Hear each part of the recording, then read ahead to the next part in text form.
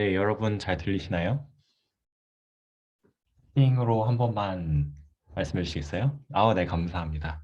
네네. 네, 안녕하세요. 저희 딥러닝을 이용한 자연어 처리 입문 교재 3장 언어 모델 발표를 맡은 김보겸, 이동영, 김성범입니다. 네, 이번 발표는 언어 모델, 통계적 언어 모델, N그램 언어 모델, 한국어에서의 언어 모델, 그리고 퍼플렉시티로 구성되어 있습니다. 약간의 수학적 지식과 첫 번째 언어 모델에 대해서는 동영님께서, 통계적 언어 모델과 N그램 언어 모델에 대해서는 성범님께서, 한국어 언어 모델과 퍼플렉시티에 대한 내용은 제가 공유해 드릴 예정입니다. 네, 그러면은 바로 동영님께서 발표 이어서 진행해 주시면 좋을 것 같습니다.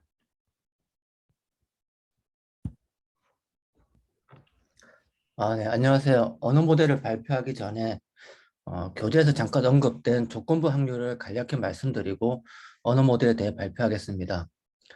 다들 아시겠지만 확률 PA는 사건을 입력하면 확률이라는 숫자가 출력되는 함수입니다. 그리고 조건부 확률 PA와 B는 사건 B가 일어났을 때 다른 사건 A가 일어날 확률입니다. 이때 PA와 B의 계산은 A와 B의 교집합의 확률을 B의 확률로 나눈 값입니다. 음, 교재의 예를 통해 가지고 한번 다시 살펴보겠습니다. 학생을 뽑았을 때 남학생의 확률을 살펴보면 학생이 남학생의 사건 A의 확률 그 자체이며 전체 360명 중에 180명, 즉 0.5입니다. 학생을 뽑았을 때 고등학생이면서 남학생의 확률은 학생이 남학생의 사건 A와 학생이 고등학생의 사건 D의 교집합의 확률, 즉 360분의 80입니다. 마지막으로 고등학생 중 한 명을 뽑았을 때 남학생의 확률은 학생이 고등학생 사건 D가 주어졌을 때 학생이 남학생의 사건 A 확률인, 즉 조건부 확률입니다. 그 값은 계산식에 따라서 A와 D의 교집합의 확률을 D의 확률로 나눈 값 0.4입니다.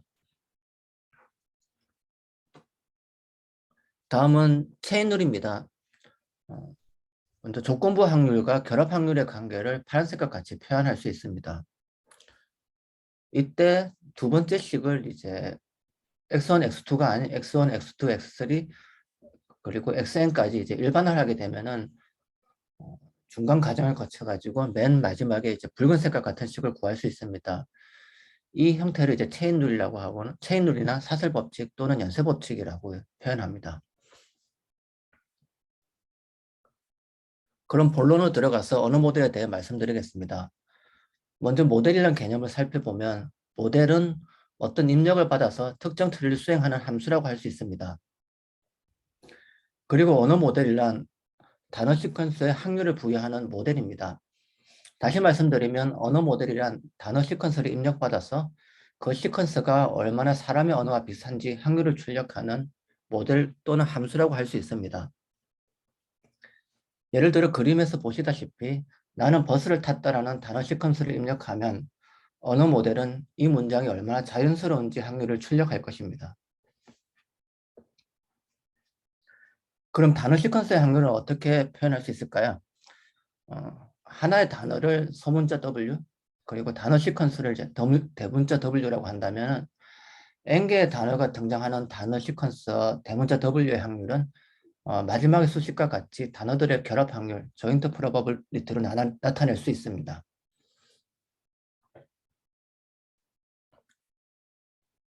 그럼 단어 시퀀스의 확률을 할당하는 방법은 이제 어떻게 할지 살펴보겠습니다. 일반적으로 단어 시퀀스의 확률을 할당하는 기본적인 방법은 이전 단어들이 주어졌을 때 다음에 어떤 단어가 올지를 예측하는 것입니다.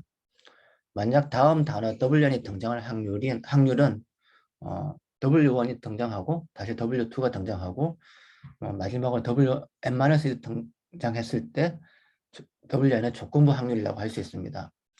예를 들어 나는 버스를 이란 단어 시퀀스 다음에 탔다는 단어가 올 확률은 어, 나는 버스를 주어졌을 때 탔다의 확률이라고 표현할 수 있습니다.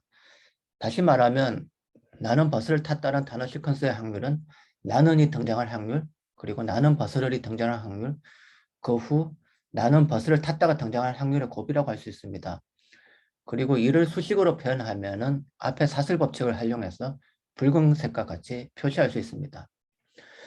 즉 기초적인 언어 모델은 마지막 식의 자변처럼 전체 단어 시퀀스가 나타났을 때의 확률이라고 하거나 또는 마지막 식의 우변처럼 이전 단어가 주어졌을 때 다음 단어가 등장할 확률을 부여하는 모델이라고 할 수 있습니다. 이런 언어 모델, 즉 단어 시퀀스에 확률을 부여하는 모델을 통해서 우리는 다양한 자연어 처리를 할 수 있습니다. 개념적으로 살펴보면 특정 외국어를 받아들여서 나온 두 문장, 나는 버스를 탔다와 나는 버스를 태운다를 비교하면 나는 버스를 탔다는 문장이 더욱 자연스러울 것입니다. 그럼 확률이 높은 나는 버스를 탔다의 문장을 선택하는 방식으로 자연스러운 기계 번역을 할 수 있습니다.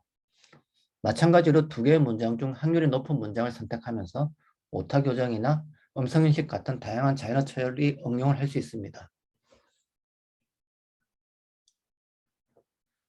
그리고 언어 모델에는 여러 가지 종류가 있습니다.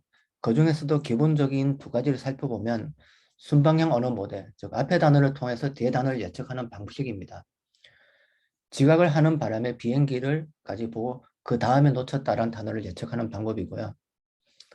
다음에 양방향 언어 모델 또는 마스크 언어 모델이라고 하는데 앞뒤의 문장을 통해 공백을 예측하는 모델입니다.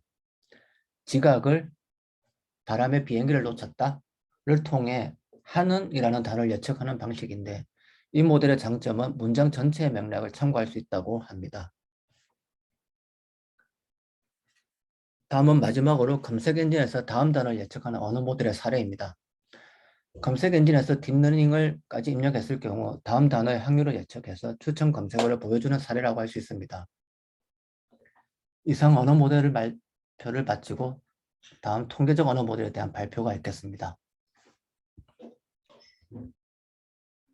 예, 그럼 이어서 언어 모델의 이제 전통적인 방법인 통계적 언어 모델을 소개하도록 하겠습니다. 그 전에 앞서 봤지만 이제 기본적인 조건부 확률에 대해서 잠깐 또 이해하고 넘어가자면 다음과 같은 식인데요. 앞에서 확인했던 체인룰, 즉 연쇄 법칙으로 다음과 같은 아래와 같은 식이 n개에 대해서 일반화식을 이렇게 할 수 있다는 것을 확인할 수 있겠습니다. 네. 자, 그러면 이제 문장에 대한 확률을 어떻게 표현을 할 수 있을까요? 이제 방금 전에서 조건부 확률에서 확인한 n개에 대한 일반화식을 통해 적용을 해보겠습니다. 이제 다음과 같은 문장이 있을 때 아래와 같이 문장의 확률을 구하기 위해 각 단어에 대한 예측 확률들을 곱하는 것을 확인할 수 있습니다. 여기서 가정사항은 각 단어의 문맥, 즉 컨텍스트라는 관계로 인해 이전 단어의 영향을 받아 나온 단어라고 이렇게 보게 됩니다. 그렇게 모든 단어로부터 하나의 문장이 완성되고 문장이 확률을 구하고자 할 때 조건부 확률을 사용하는 것을 다음과 같이 확인할 수 있겠습니다. 네, 그렇다면 이제 통계적 언어 모델은 이전 단어로부터 다음 단어에 대한 확률을 어떻게 구할 수 있을까요? 만약 다음과 같은 문장이 나왔을 때 다음에 is가 나올 확률을 다음 식과 같은데요. 이제 분모의 센텐스, 즉 이제 an adorable little boy가 100번 등장했을 때 그 다음에 is가 등장한 센텐스, 즉 an adorable little boy is 이게 이제 30번이 관찰, observed 됐다고 했을 때 이거의 확률은 30%가 되겠습니다. 네, 하지만 이제 이러한 카운트 기반의 접근의 경우 이제 희소 문제, 스파르시티 문제가 있는데요. 네, 희소 문제란 충분한 데이터를 관측하지 못하여 이제 언어를 정확하게 모델링하지 못하는 문제입니다. 즉 이제 다음과 같은 문장이 있을 때 그 해당 문장에 대한 단어 시퀀스가 없었으면은 이 단어에 대한 확률은 0%가 되겠죠. 전체적으로 그냥 큰 그림을 봤을 때 실제 언어 세계를 카운트한다는 것은 정말 이제 방대한 양의 데이터가 필요하기 때문에 상당히 비효율적이라는 것을 어느 정도 알 수 있겠습니다. 뭐 이를 해결하는 방법이 엔그램도 있고 스무딩, 제너럴라이즈 그리고 신경망 기반의 언어 모델도 있겠습니다. 네, 지금까지 확인한 통계 기반 언어 모델은 훈련 코퍼스의 확률을 계산하고 싶은 문장이나 단어가 없을 수 있다는 점인데요. 이제 즉 카운트를 할 수 없을 가능성이 높습니다. 네, 그런데 다음과 같이 참고하는 단어들을 줄이면 카운트할 수 있는 가능성을 높일 수 있습니다. 가령 an adorable little boy가 나왔을 때 is 같이 나와 있는 것을 구하는 것보다 앞 단어 중에서 이미의 개수만 포함해서 카운트를 한다면 이제 그 단어의 시퀀스를 카운트할 확률이 높아진다는 것입니다. 네, 그렇기에 엔그램은 모든 단어를 고려하는 것이 아니라 일부 단어만을 고려합니다. 다음 그림처럼 엔그램의 n은 몇 개의 단어를 고는지를 의미하고요.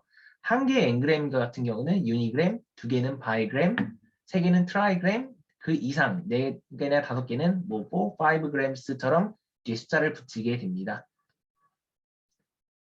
이제 4g의 경우 앞에 세 개의 단어만 고려하게 되는데요. 이를 예시로 확인하면 다음과 같습니다. boy is spreading 이라는 단어 뒤에 insert가 500번 나왔다고 가정하고 smiles가 200번일 때 insert가 50%의 확률로 더 맞다고 판단하게 됩니다. 이제 이처럼 문장을 읽다 보면은 앞부분과 뒷부분의 문맥이 전혀 연결되지 않는 경우가 있는데 전체 문장을 고려한 언어 모델보다는 정확도가 떨어질 수밖에 없습니다. 따라서 엔그램의 한계는 크게 두 가지로 정의할 수 있는데요. 첫 번째는 현실 세계의 언어를 모두 카운트하기 어렵다는 희소 문제, 즉 스파르시티 프로블럼이 여전히 존재합니다. 두 번째로는 이제 엔그램의 n을 선택하는 것은 결국 트레이드 오프 관계인데요. 즉 전체 맥락을 보기 위해서 n을 높일 수 있지만 결국 n이 높아지게 되면은 스파르시티 프로블럼이 발생하게 되고 반대로 n을 줄이고자 하니까 정확도는 현실의 확률 분포와 멀어지게 되고요. 그래서 본 바이블에서는 n을 최대 5를 넘게 잡아서는 안 된다고 권장하고 있습니다. 네, 추가적으로 특정 단어들의 확률 분포는 당연히 도메인 영역마다 다르기 때문에 언어 모델을 사용하는 코퍼스를 해당 도메인, 예를 들면 마케팅 용어 또는 의료, 바이오 등의 도메인, 그러한 코퍼스를 사용한다면 당연히 높은 성능에 대한 가능성을 기대할 수 있겠습니다. 네, 다음은 한국어에서의 언어 모델에 대해서 발표를 하겠습니다. 한국어는 다른 언어에 비해서 언어 모델로 다음 단어를 예측하기가 까다롭습니다. 이전에 텍스트 전처리에 대해서 공부를 했을 때 비슷한 내용이 나왔었는데요. 그때와 상당히 비슷한 이유로 언어 모델의 단어 예측이 어렵습니다. 텍스트 전처리에서 발표를 맡아주셨던 1, 2조 PPT에서 사실 몇 가지 예시나 사례를 가져온 경우도 있으니까 저희 그때 배웠던 내용들을 잘 상기해서 이번 발표 봐주시면 좋을 것 같습니다. 이유는 크게 세 가지가 있는데요. 첫째는 다른 언어에 비해서 한국어가 굉장히 어순이 중요하지 않다는 점, 두 번째라는 교차어라는 특성, 그리고 세 번째는 한국어에서의 띄어쓰기가 제대로 지켜지지 않는다는 점입니다. 두 개는 조금 유사한 측면이 있어서 묶어봤고요. 저희가 주로 사용하는 한국어에는 어순이 중요하지 않습니다. 위에 예시에서도 볼 수 있듯이 어순을 바꾸더라도 그 의미가 충분히 전달되는 것을 저희가 확인할 수 있죠. 또 이제 텍스트 전처리에서 배웠던 것처럼 한국어는 교차어, 즉 조사를 사용하게 됩니다. 저기 가라는 거 뒤에 다, 요, 시다, 십니다 이렇게 다양한 형태의 조사가 붙으면서 형태가 살짝 변하게 되는데요. 이렇게 어순이 중요하지 않다는 것과 조사에 따라서 만들어지는 단어가 다양하다는 것은 곧 언어 모델이 예측해야 되는 경우의 수가 매우 많다라는 것을 의미합니다. 띄어쓰기의 예시에서 저기 한국어는 이라는 게 보이시나요? 이제 한국어는 앞뒤로 붙을 단어를 예측한다고 생각을 해봅시다. 한국어는 앞에 괜찮아요가 와도 틀려도가 와도 의미가 혹은 문법이 맞기 때문에 모델이 예측해야 되는 경우의 수가 엄청나게 늘 것입니다. 그리고 영어의 경우에는 문법적 특성 때문에 그 위치에 들어갈 수 있는 단어나 문법적으로 한정되어 있는 그런 것들이 매우 한정적이기 때문에 상대적으로 모델이 고려해야 되는 경우의 수가 적을 것입니다. 조사 때문에 모델이 예측해야 하는 단어의 형태도 매우 많을 것이죠. 한국어 언어 모델 단어 예측이 힘겨운 이유는 다른 이유는 띄어쓰기입니다. 요 예시는 이제 정확히 이제 2조 분이었나 1조에서 똑같이 갖고 온 예시인데 너무 재밌어서 다시 갖고 왔고요.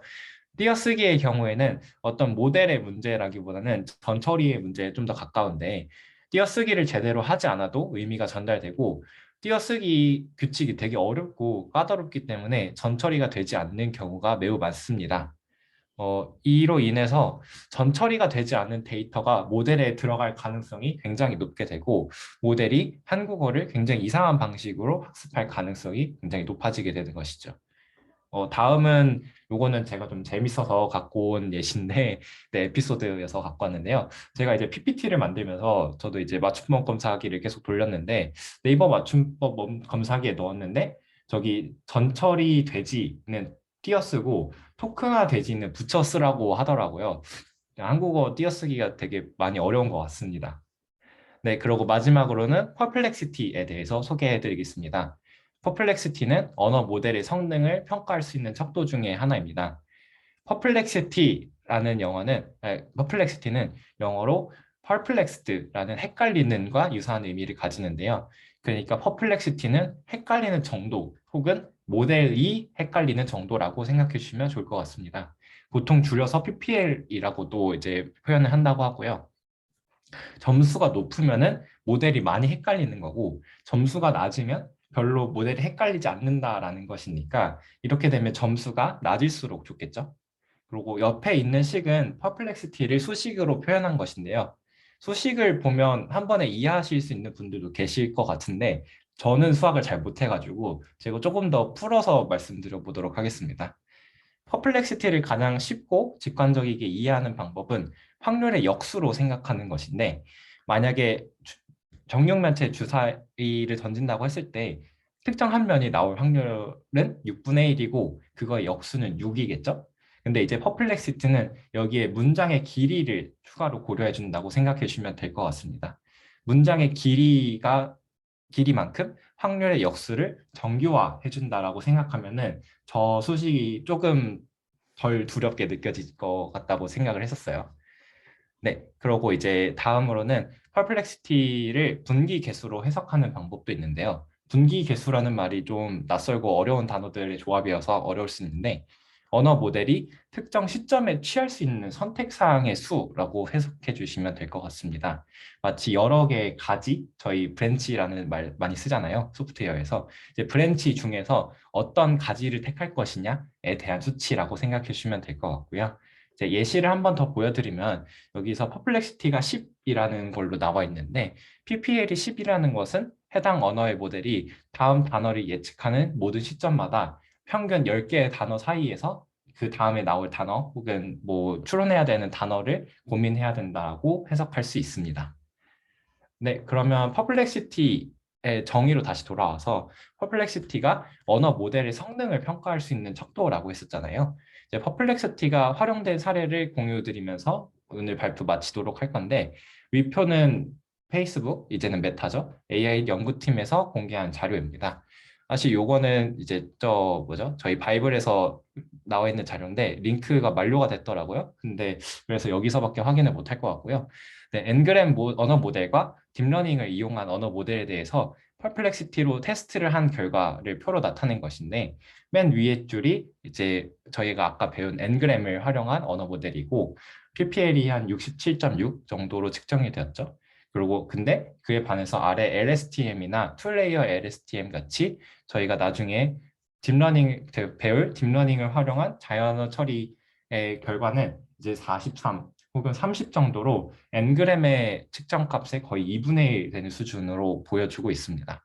앞으로 저희가 배울 딥러닝을 활용한 자연어 처리의 강력함을 보여주는 표라고도 해석을 할 수가 있을 것 같습니다.